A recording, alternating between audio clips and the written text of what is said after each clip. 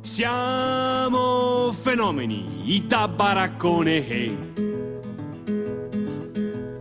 Noi due fenomeni di professione.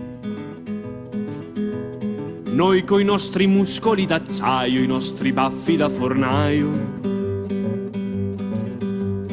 Noi che se mangiamo una castagna ti spostiamo una montagna. È il momento dell'attrazione. C'è un fenomeno dentro al cannone. Siamo fenomeni sempre in tensione. Noi due fenomeni in competizione. La gente applaude forte in fretta, è un fenomeno da barzelletta. La gente applaude poco ed ogni tanto, il fenomeno è ormai stanco.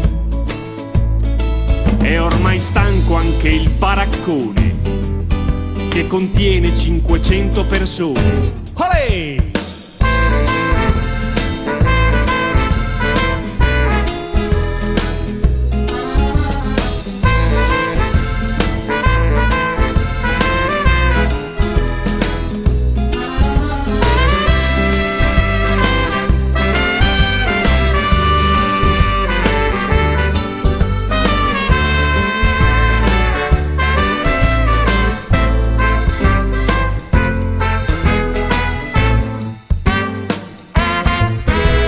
Siamo fenomeni da baraccone.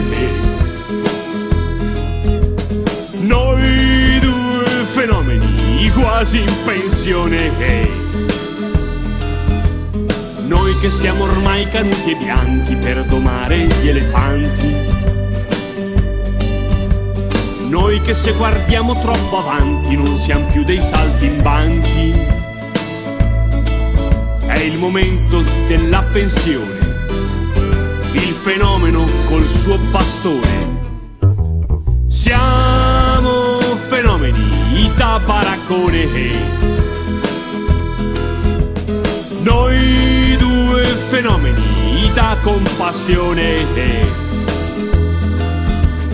Noi che se mangiamo una lasagna ti spostiamo la lavagna. Noi che con le protesi lucenti mastichiamo anche i serpenti.